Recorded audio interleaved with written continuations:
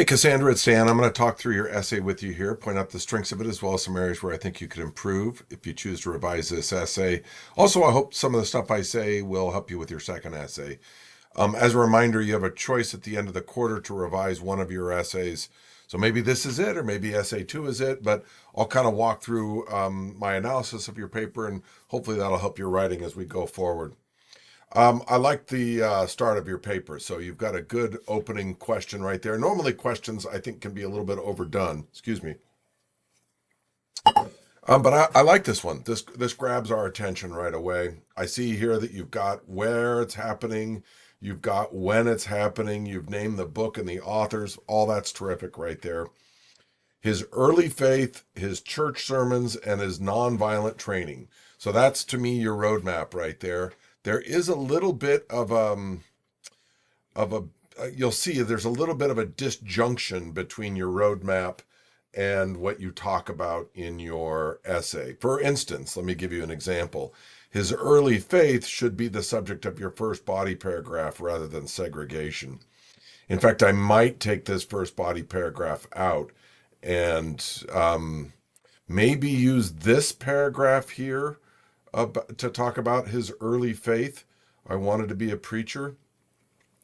I see here that your second part here are his church sermons.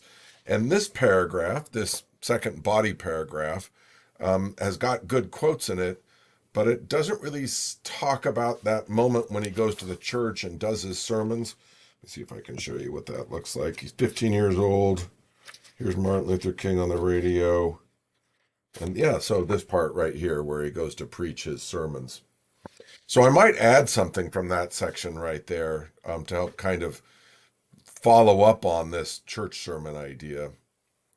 Let me go back to your roadmap, though, all of which helped him transform him into a leader, willing to fight for justice and make a change in the community. That's great. You may even say transformed him from a farm boy raising chickens into a leader. That might connect the before and after a little bit more clearly. Um, yeah. All right. So I would say that the next one, through religion. So I'm on your second body paragraph. Um, desire to be a preacher and the guilt that he felt right here.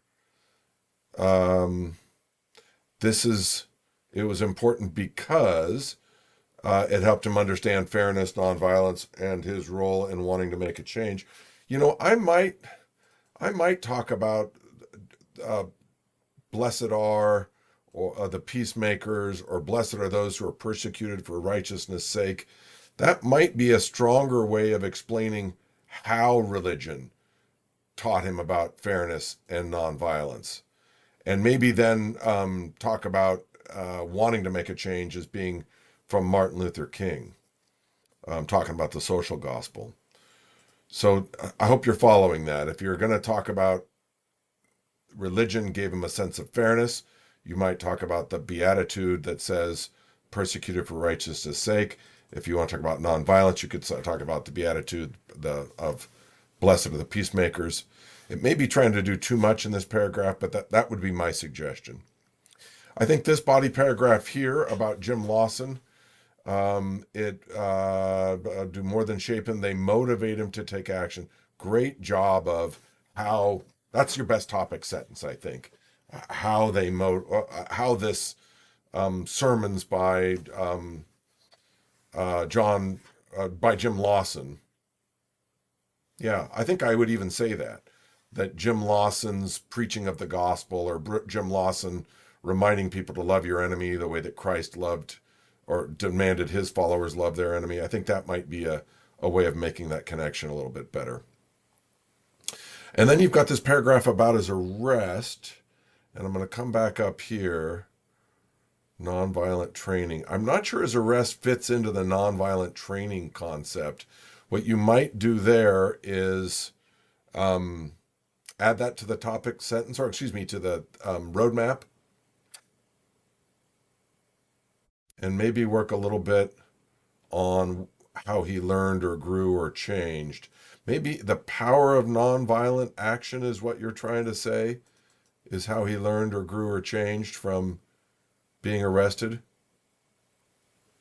In fact, on this one, the being arrested one, I think that that paragraph could use a topic sentence that says he was arrested and it caused him to experience the power of nonviolent action.